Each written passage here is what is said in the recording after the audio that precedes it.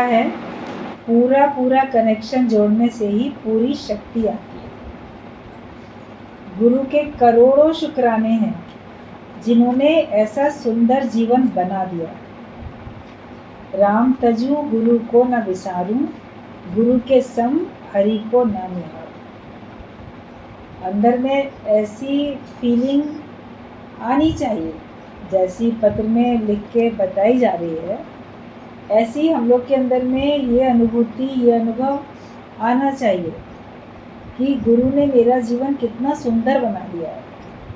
कभी अपने जीवन को देखो, पुराना जीवन देखो, आज का जीवन देखो। पहले राग द्वेष में पड़े थे, दुखी सुखी होते थे, नए नए कर्म बनाते थे, और अब हम सब बातों से छूट गए। अब हम कैसे भगवान के ध्यान में रहते हैं, कितना खुश रहते हैं। हमारे अंदर का खोट खत्म हो गया, हमारे अंदर की बुराइयां खत्म हो गई, हमारा जीवन इतना सुंदर बन गया। जब आप एक बार जांच के देखोगे तो पता चलेगा कि वाकई मेरा जीवन कितना अच्छा बना है।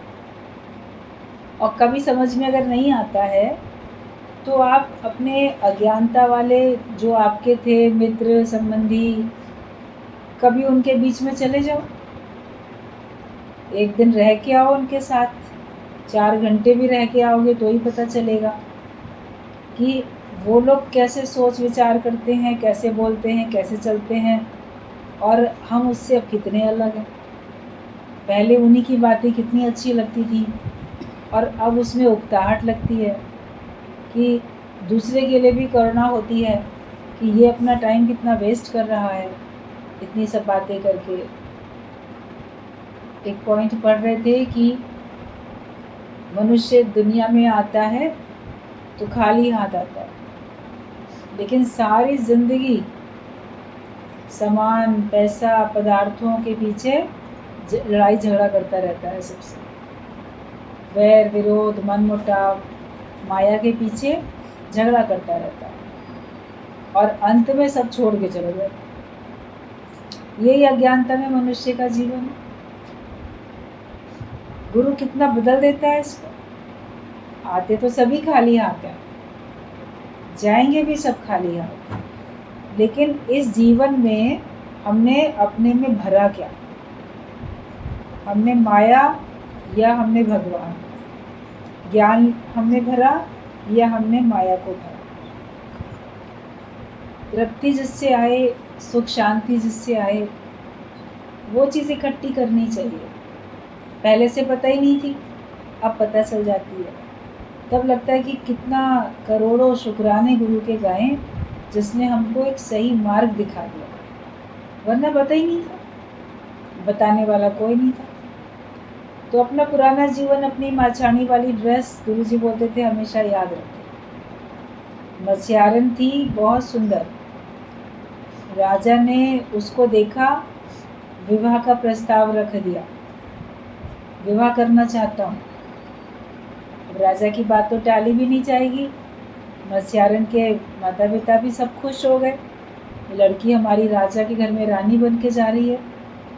मगर वो मत्स्यारन लड़की बहुत बुद्धिमान थी, बहुत समझदार थी। अपने साथ एक छोटा सा बॉक्स लेके आई, बंद था, उसमें क्या है मालूम नहीं।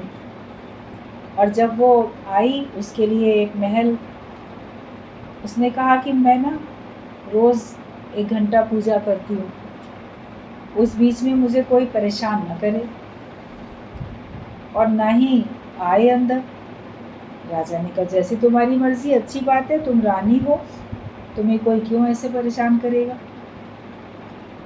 तो एक कमरे में, छोटा जो कमरा था, उसने कहा यही मेरा पूजा घर रहेगा।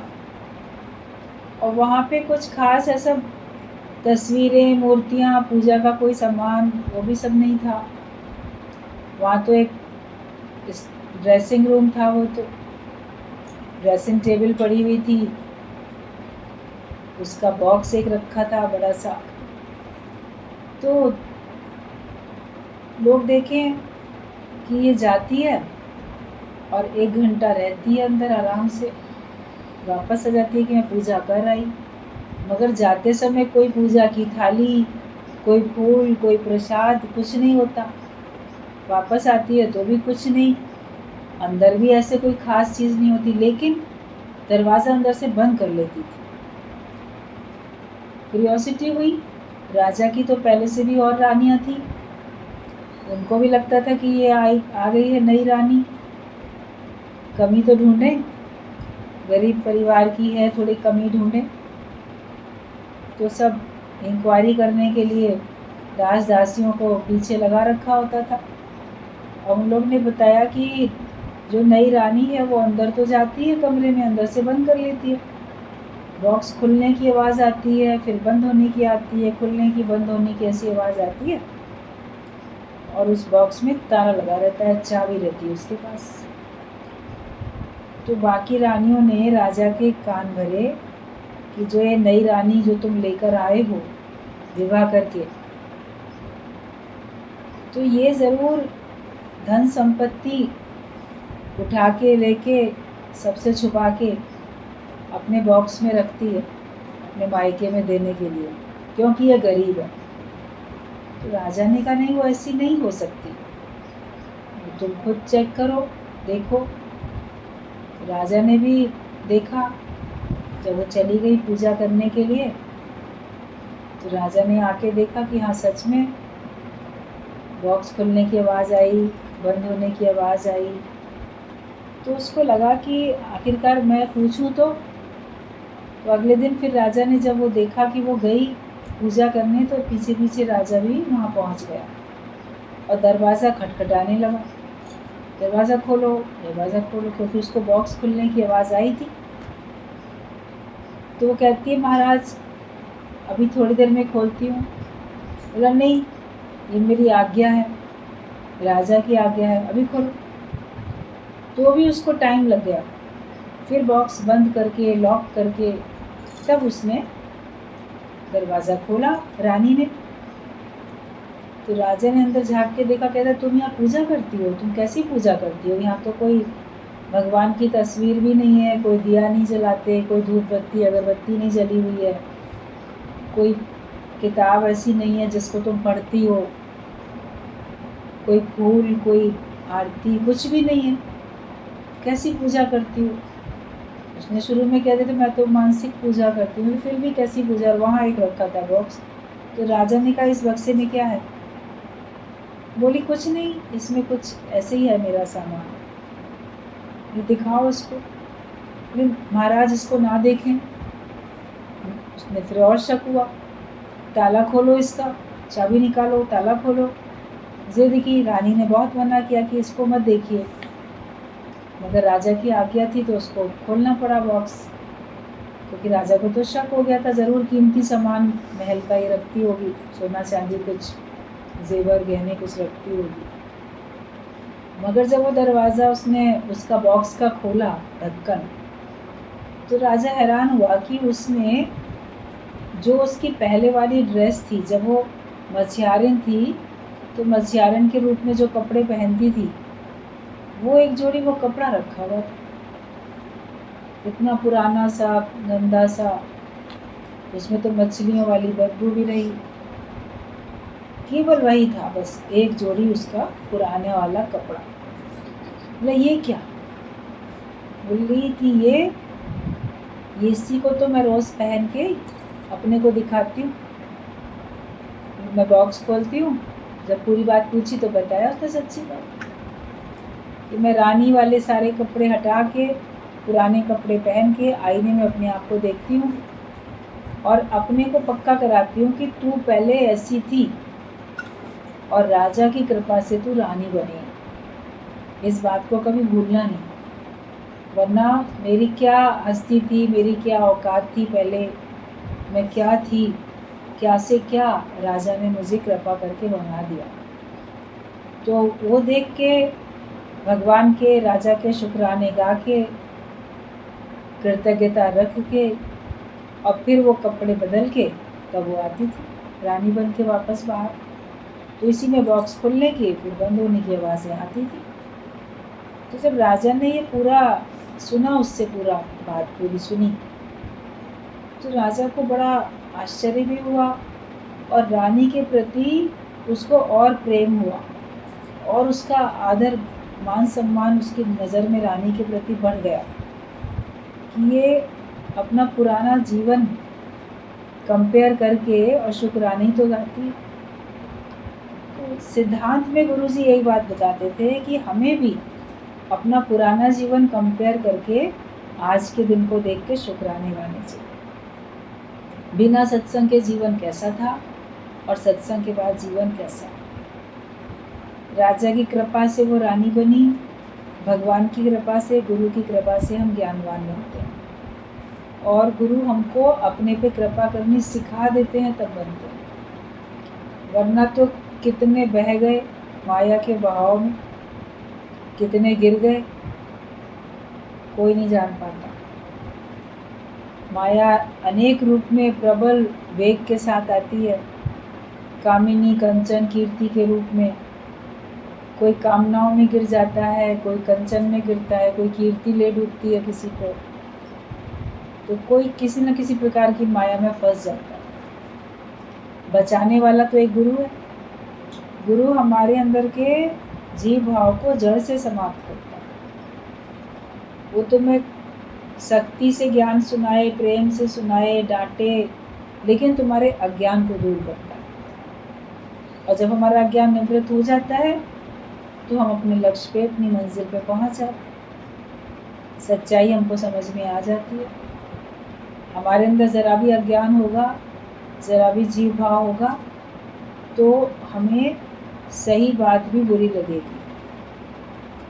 जब तुम्हारे अंदर मन हावी होता है, इच्छाएं हावी होती हैं, तब घर के सगे माता पिता भी अगर कुछ बोलेंगे ना, वो भी लगेगा मेरे दुश्मन।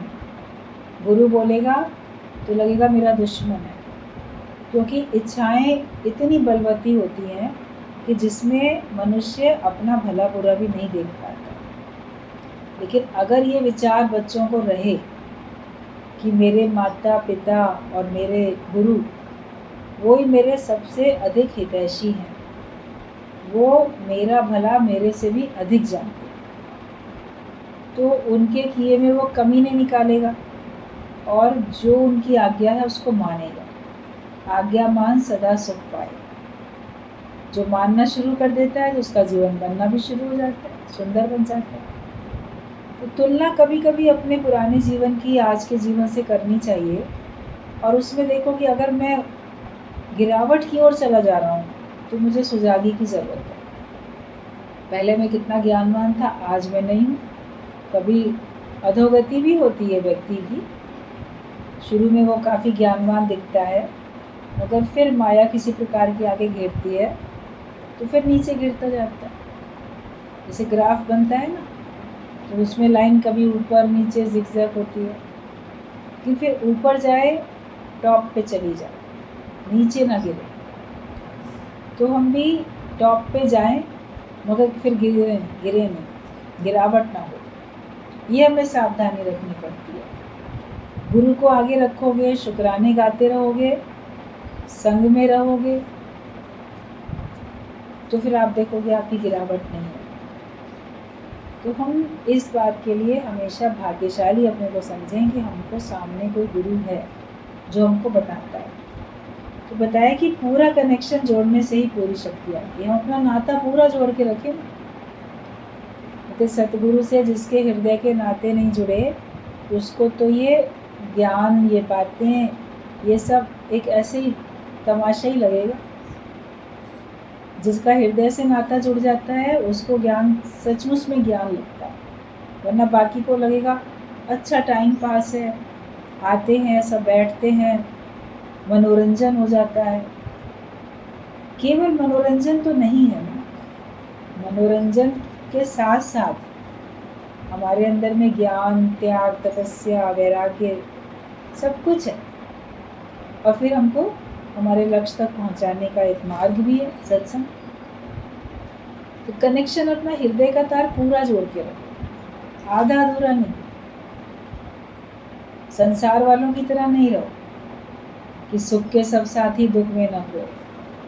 जब तक कहीं से सुख मिलता रहता है हम जुड़े रहते हैं, और जब हमको सुख मिलना कम हो जाता है या बंद हो जाता है तो फिर हमारा मन का आकर्षण कहीं और चले जाता है कि हम कहीं और ज़्यादा सुख मिल रहा है। तो गुरु जी बोलते थे तुम लोग सुख बुद्धि में नहीं रहो, सुख का कीड़ा बन के नहीं रहो, तुम ज्ञान को समझो, अपना हृदय का नाता पूरा जोड़ के रखो कि मुझे जो पूछना है मुझे अपने गुरु से पूछना है और वो मेरे को पूरी तरह जानते हैं, समझते हैं, तो मेरे को पूरी सही सलाह वो देंगे। जैसे स्कूल में बच्चा एडमिशन लेता है तो वहीं पे पढ़ाई करता है, और सेम स्कूल होने पर भी कभी कभी एक ही क्लास के 2-3 सेक्शन बने होते हैं, बच्चे ज़्यादा होते हैं, 6th A 6th B 6th C ऐसे करके 3-3 4-4 सेक्शन भी स्कूलों में होते हैं। तो जहाँ पे उसका नाम लिखा होता है वो बैठेगा तो उसी क्लास में, ये नहीं कि आज इस क्लास में बैठ गया कल दूसरी की। स्कूल तो एक ही, आज A में बैठ जाता हूँ कल B में बैठ जाता हूँ। टीचर भी तो सेम है जो पढ़ाती है, इधर भी उधर भी। हिंदी पढ़ाने वाली टीचर सारे बच्चों को हर सेक्शन में वही हिंदी पढ़ाने जाएगी, इंग्लिश पढ़ाने वाली वही इंग्लिश पढ़ानी जाएगी, लेकिन फिर भी जहाँ आपका नाम लिखा हुआ है आपको वहीं पे बैठ के तो अपना कोर्स पूरा करना पड़ता है। तो एक सिरे से लाइन से हम मजबूत बनते हैं, वरना कहीं पर कोर्स पीछे है, अभी कहीं पे आगे चल रहा है, कहीं पे कुछ है कहीं पे कुछ है। तो हमको जहाँ पे मन लग जाता है हम सत्संग में आना शुरू कर देते हैं, तो हमारा केस जैसे गुरु उठा लेता है। जैसे कोई हॉस्पिटल में डॉक्टर आपका केस उठा लेता है तो उसमें वो आपको पूरा का पूरा इलाज करता है। तो गुरु भी हमारे मन का, अज्ञानता का पूरा इलाज करता है। तो उसमें स्थिरता से आप फ़ायदा देखो, और अगर फ़ायदा नहीं पड़ता है थोड़े समय तो आपको देखना पड़ेगा ना।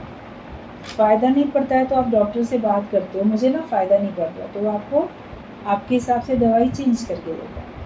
फिर भी आपको लगता है यहाँ बिल्कुल फ़ायदा नहीं पड़ रहा है तो आप दूसरा डॉक्टर देख लेते हो। किसी स्कूल में आपको लगता है कि ठीक से पढ़ाई नहीं हो रही है, टीचर ठीक से नहीं पढ़ा रहा, या जो स्टूडेंट हैं वो ज़्यादा अच्छे नहीं हैं, उनका स्टैंडर्ड बड़ा हमारे हिसाब से लो है या हाई है, तो हम अपने स्टैंडर्ड वाले स्कूल में एडमिशन लेने के लिए चले जाते हैं। अगर हमारे हिसाब से वो स्टैंडर्ड बड़ा हाई था तो हम मीडियम वाले में चले जाते हैं, लो था तो हम थोड़े अपने बराबर वाले में चले जाते हैं। डॉक्टर को भी हम चेंज कर लेते हैं। तो हमें भी, अगर हमें फ़ायदा ना पड़े तो आप भले चेंज करोगे, लेकिन अगर फ़ायदा पड़ रहा है फिर तो कोई परिवर्तन की ज़रूरत नहीं होती है ना।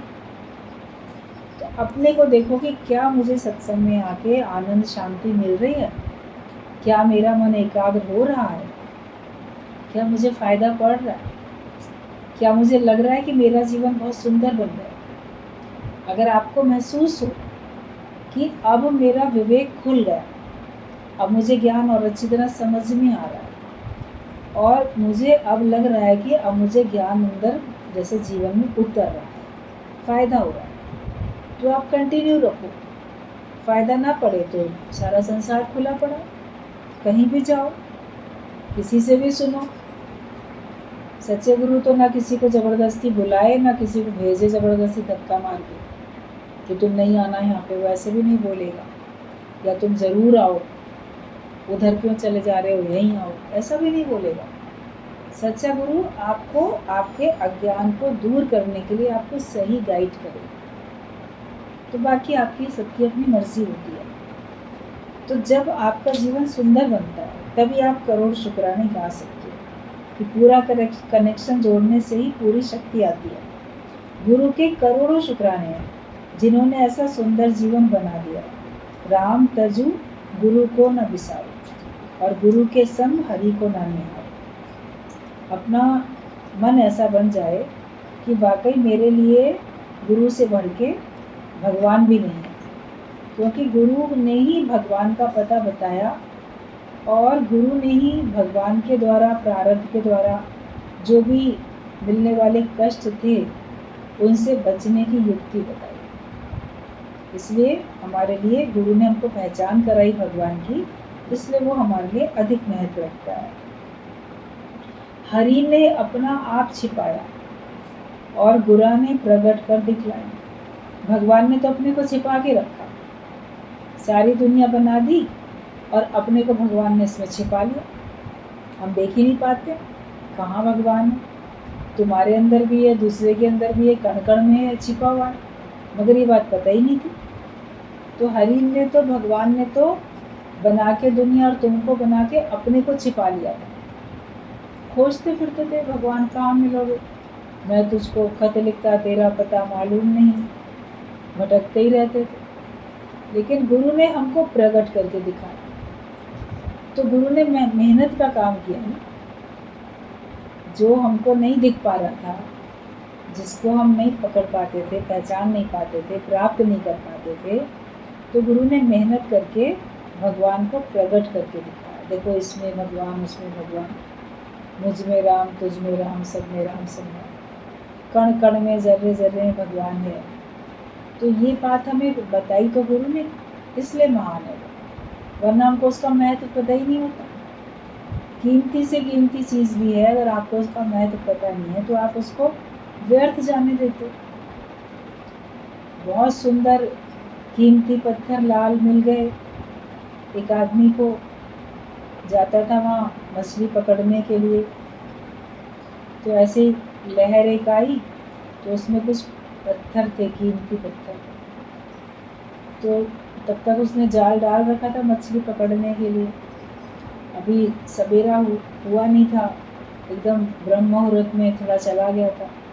तो उसने देखा कि ऐसे कोई कोटली सी आ गई पानी में से बह के, तो उसमें कोई पत्थर है गोल गोल सुंदर, अभी ठीक से नज़र नहीं आ रहे थे। तो टाइम पास करने के लिए उन्हें एक पत्थर लेके फेंका उसमें झील में, जहाँ पे वो तालाब में, जहाँ से वो मछली पकड़ रहा था। तो पानी में जैसे डाला तो छपाक की आवाज़ हुई, उसको मनोरंजन हो गया। थोड़ी देर में दूसरा पत्थर फेंक दिया, फिर एक छपाक की आवाज़ आई। तो ऐसे टाइम पास करने के लिए वो थोड़ी थोड़ी देर में एक एक पत्थर उसमें पानी में फेंक देता था। तब तक थोड़ा रोशनी हो गई।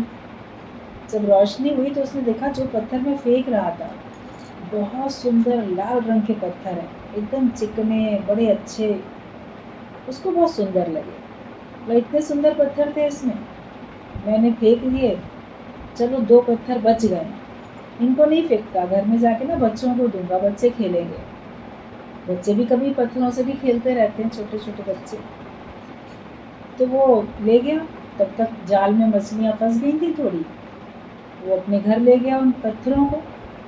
वो 2 पत्थर उसने दे दिए घर में। पत्नी भी बड़ी खुश हुई, बच्चे बड़े खुश हुए, बड़े सुंदर पत्थर हैं ये तो छोटे बच्चे थे उसके घर में, वो उन पत्थरों से और चीज़ों से खेलते रहते थे। वो पत्थर उसके घर के आंगन में कभी इधर पड़े, कभी उधर पड़े। एक बार पैसा नहीं था ज़रा भी राशन खरीदने के लिए, और पति तो गया हुआ था, मछली पकड़ेगा, उसके बाद जाके बेचेगा, फिर पैसा लाएगा, सामान खरीद के लाएगा। तो उसकी पत्नी ने सोचा कि उधार ले आती हूँ, तब तक बनिए की दुकान से कुछ राशन में उधार ले आती हूँ। अब उधार पहले भी मांग चुकी हूँ, कुछ क्या करूँ, कुछ दे के सामान ले लूँ, ऐसा भी कुछ नहीं है। तो निगाह पड़ गई वो 2 रंगीन सुंदर पत्थर पे, कि उससे कहूँगी कि लाला यही ले लो, और तुम तो तराजू में तोलते हो ना, बाट के साथ कभी पत्थर भी रखते हो, कभी होता है ना 100 ग्राम का, 50 ग्राम का, 10 ग्राम का छोटा सा कोई पत्थर भी लोग रख देते हैं, तो तोलने के ही काम आ जाएगा कम से कम, उसके शायद इसी के बदले में मुझे एक टाइम का खाना का राशन दे देगा। तो दोनों पत्थर लेके वो चली गई, जो गांव था उसका, बनिए की दुकान पे गई, बोली एक टाइम का राशन खाने का सामान दे दो, आटा चावल दाल सब, तो पैसे तो नहीं है, ये पत्थर है मेरे पास, दो तुम्हारे काम आ जाएंगे, तुम तराजू में वैसे वाले पत्थर रखते हो कभी कभी, तो इनको रख लिया करना, इसी के बदले में दे दो, बड़ी कृपा होगी। अब उसने जब देखा उन पत्थरों को तो उसने जाना कि ये बहुत कीमती पत्थर है, लाल पत्थर है, तो लाल हीरे जवाहरात लाल ये सब होते हैं, रत्न होते हैं। और था भी वो ईमानदार। उसने कहा ये दोनों पत्थर जो तुम लाई हो ये साधारण पत्थर नहीं है, ये बहुत कीमती लाल है, और इनकी इतनी कीमत है कि जो मेरी छोटी सी दुकान है ना, जिसमें जितना राशन भरा पड़ा है, ये पूरी दुकान में तुम्हें दे दूंगा तो भी इसकी कीमत कम है। इसको तो जाओ आगे कस्बे में, शहर में, जो हीरे जवाहरात बेचने वाला होता है, दुकानदार सर्राफे वाला, उसके पास जाके इसकी कीमत करके आओ। उसको बड़ा आश्चर्य हुआ, ये इतने कीमती पत्थर हैं, हम तो इनको साधारण समझ के ऐसे इधर उधर डाले रखे थे, बच्चे यूं ही फालतू खेलते रहते थे। उसने दुकानदार का शुक्राना माना और चली गई आगे, गांव से हट के आगे जो शहर था वहाँ पहुँच गई। वहाँ जाके उसने सर्राफे के बाज़ार में जाके वहाँ दुकान पे गई, उसको जौहरी को दिखाया। उसने कहा बहुत कीमती है ये। उसने उसकी बहुत अच्छी कीमत दी, तो बहुत अच्छी कीमत मिली, इतनी खुश हो गई, सामान खूब सारा खरीद के लेके घर में आ गई, पैसा भी सामान भी सब उसके पास। शाम को जब उसका पति आया तो देखा घर में तो बहुत रौनक सी लग रही है, बहुत सारा सामान है घर में, ये सब कहाँ से आया पूछा तो बोली ये वही 2 पत्थरों को बेच के लेके आए। फिर सारी बात बताई। खुश तो वो हुआ जरा सी देर को, मगर फिर अफसोस बहुत करने लगा। बोला कि मेरे को ये पूरा एक थैला भर के मिले थे, लेकिन मैंने क्षणिक अपने मनोरंजन के लिए एक एक पत्थर पानी में डाला, और जो उसमें से छपा के आवाज़ सुनने के लिए मैं इनको व्यर्थ करता चला गया। 2 बच गए तो उनसे इतना फिर भी हो गया। तो पत्नी ने कहा चलो जो 2 बच गए थे उनकी भी हमें कीमत अच्छी मिल गई, और अब इसी से अच्छा कारोबार करके हम धीरे धीरे अमीर बन सकते हैं, पैसा हमारे पास है, हम अमीर बन सकते हैं। सिद्धांत भी इसका बहुत अच्छा है कि हमारे पास भी बेशकीमती श्वासें हैं। अब श्वासों की कीमत और कदर हम जानते ही नहीं थे, तो व्यर्थ में माया में सुख लेने के लिए, क्षणिक मनोरंजन के लिए, क्षणिक सुख के लिए हम अपनी कीमती सांसें बर्बाद कर रहे हैं। लेकिन जब सत्संग में आते हैं, गुरु हमको मिलता है, तो मनुष्य जीवन की और हमारे प्राणों की, हमारी श्वासों की कदर और कीमत करनी सिखाते हैं। कहते हैं अंत में 2 श्वासें भी अगर तुम्हारी बच गई हैं, उनमें भी अगर तुमने सच्चा सौदा गुरु से कर लिया, जैसे उन 2 पत्थरों का उसने उस जौहरी से सच्चा सौदा कर लिया, तो हम भी अगर सच्चा सौदा कर लेते हैं तो हमको ये ज्ञान का धन, राम रतन धन, इससे बदले में मिल जाता है। और जब हमको ये मिल जाता है, हम फिर से मालो माल हो जाते हैं, और फिर हम वापस मेहनत अगर करेंगे तो जो हमारा समय चला गया था उसमें जो हम आत्मिक निश्चय करते, वो हम अभी का अभी भी कर पाते। तो श्वासों की कीमत जान ले, घट में हरि पहचान ले। मगर श्वासों की कीमत कौन जान पाता है, घट में हरि कौन पहचान पाता है? जो गुरुवान बनता है, जो ज्ञानवान बनता है, वो घट में हरि पहचान लेता है। जब हमको कदर आती है, जब हमको समझ मिल जाती है, तो हम कितने शुक्राने गाएंगे। जिस प्रभु ने हमको जन्म दिया, जिसने हमको इतनी श्वासें कीमती दी, जब हमें उनकी कदर हुई, समय हुआ, गुरु के कारण से हमको अपने समय का पता चला, तभी तो हम शुक्राने गा पाते हैं। वरना जिनको कदर नहीं होती है, छोटी छोटी बातों में आके वो अपना जीवन नष्ट कर देते हैं। कभी सुसाइड कर लेंगे, कभी गलत रास्ते पे चले जाएंगे, तो जीवन अपना हर एक कोई नष्ट कर रहा है। गुरु ने बचा लिया ना। अभी हम लोग को अपना समय और अपनी श्वासें गंवानी नहीं पड़ती, उनको बचाना आया और उनकी कदर करनी आई है। भारी से भारी कष्ट होगा, भारी से भारी दुख होगा, उसमें भी हम विचलित नहीं हैं। उसमें भी हम भगवान को याद करेंगे, ज्ञान को याद करेंगे, और हम उससे ज्ञान का सौदा करके अपने को वापस धीरज में, शांति में हम लेके आएंगे, तो हम कदर कर लेते हैं। हरि ने अपना आप छिपाया और गुरु ने प्रकट कर दिखलाया। गुरु की महिमा हरि से भी अधिक है, क्योंकि वो उसकी कीमत हमको करनी बताई, हमको अपने जीवन की कीमत करनी बताई। वरना लगता था कि मनुष्य जीवन तो सबको मिल ही जाता है, हमको भी मिल गया। गुरु बताता है बड़े भाग्य तेरे जो नरकन पाए, बहुत भाग्यशाली हो जो मनुष्य शरीर मिला है। वरना सब सोचते हैं जैसे 84 लाख योनियां मिल गई थी, मनुष्य शरीर मिल गया, इसमें कौन से भाग्य की बात है। उन सब से कंपेयर करो, अपने को रख के देखो उस जगह पे, तुम कितने श्रेष्ठ हो, तुम कितने भाग्यशाली हो, तब तो कदर होती है। एक बार गुरुजी ने कहा कि जाओ चिड़ियाघर में चले जाओ, वहाँ पे पिंजरे में सब जानवर बंद है, उनको देखो और अपने को देखो, तुम अपने को श्रेष्ठ मान रहे हो कि नहीं मान रहे हो, कि उनको ज़्यादा श्रेष्ठ मान रहे हो। भले वो बड़े सुख में आपको दिख रहे हैं, लेकिन फिर भी अगर तुमसे कहा जाए कि मनुष्य शरीर छोड़ के तुमको ये बना दिया जाए, तो क्या तुम बनना पसंद करोगे? बाकी चारों तरफ आपकी आंखों से दिखता रहता है, छोटे छोटे कीड़े से लेके बड़े बड़े हाथी तक के, ऊँट तक के जानवर सभी दिखते रहते हैं। उनमें से क्या बनना पसंद करोगे? लगेगा नहीं मनुष्य बनाऊँ और ठीक, मैं उन सबसे ठीक हूँ। तो ये हमको गुरु और इसकी कदर करनी सिखाता है कि इस मनुष्य शरीर से हम उस परमात्मा की प्राप्ति कर सकते हैं जिसने हमको सब कुछ दिया और जिसने ही ये सारा का सारा संसार बनाया। इसीलिए गुरु की महिमा हरि से भी अधिक है।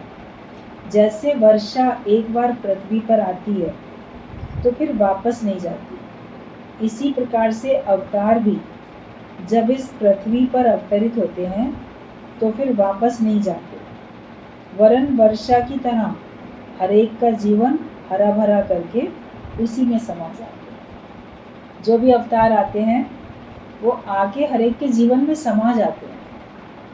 बादल से पानी बरसता है, वापस बादलों में थोड़ी जाता है, धरती में समा जाता है, फिर वो पानी दिखता भी नहीं, लेकिन हरियाली दिखती है।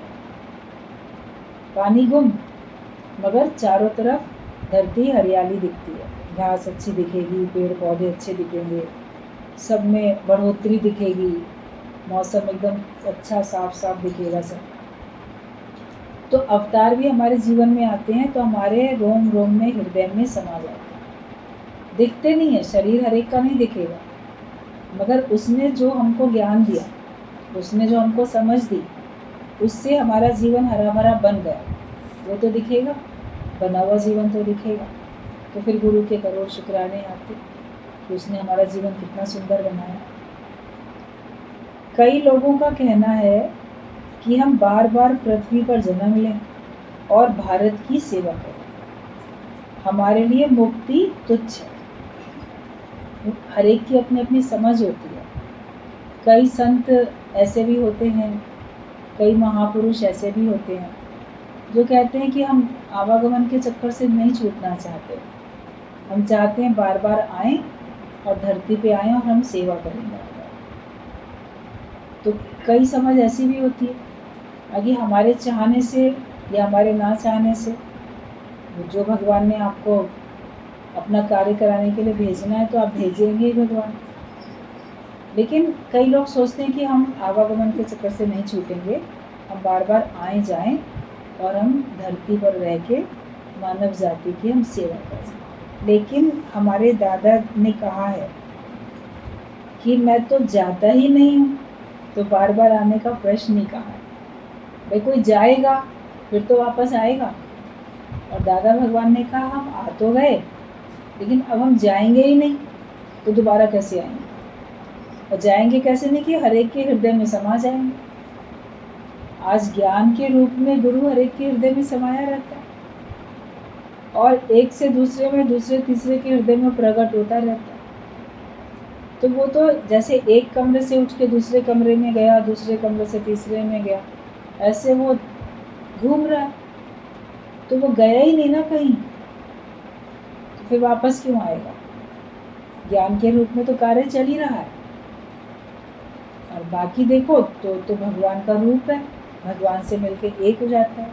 जैसे भगवान सब जगह विराजमान है, महलों में नहीं, कुटिया में नहीं, जहाँ याद करो भगवान को। आप जहाँ याद करते हो भगवान वहीं प्रकट है।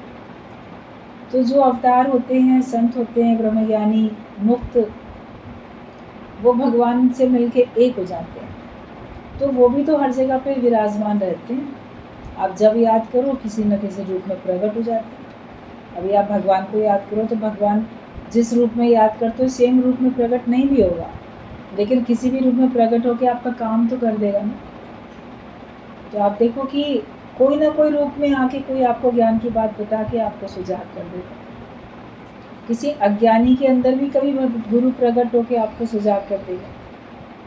किसी छोटे बच्चे के मुख से भी कोई बात ऐसी सुनने को मिल जाएगी कि आप सावधान हो जाओगे। तो उस रूप में भी तो गुरु ने आके आपको सावधान, किसी भी रूप में आके कर लेता है। तो वो कहीं जाता ही नहीं है, तो जाता ही नहीं है तो उसके बार बार आने का प्रश्न ही नहीं। ब्रह्मज्ञानी हजारों के हृदय की धड़कन बनकर धड़कता रहता है और हजारों रूपों में मैं ही तो सब कार्य संपन्न करता हूँ। हैरानी की बात यह है कि कई ऐसे व्यक्ति जो कहते हैं बार बार जन्म लेकर सबकी सेवा करें, तो उनका ये प्रेजेंट का जीवन यूं ही माया में व्यर्थ जा रहा है। कह तो रहे हैं कि बार बार दुनिया में आए और सबकी सेवा करें, मगर इस समय जो तुम जीवित हो तो इस समय तुम्हारे द्वारा क्या सेवा हो रही है, कितनी सेवा हो रही है। घिरे हुए हो मैं मेरे में, कार्य भी जो चल रहा है उसमें कहीं ना कहीं अपना स्वार्थ भी है, तो पूरी तरह से निष्काम कहाँ हुआ, पूरी तरह से निस्वार्थ कहाँ हुआ। तो पूरी तरीके से निस्वार्थ निष्कामी जीवन तो ब्रह्मज्ञानी संत के संपर्क में आने से ही हमारा बनता है, वरना नहीं बन पाता है। तो आज का जो जीवन है उसमें तो तुम माया में व्यर्थ अपना जीवन गंवा रहे हो, तो दोबारा जन्म लेके आके क्या तुम सेवा करोगे, तो भी तो ऐसा ही होगा।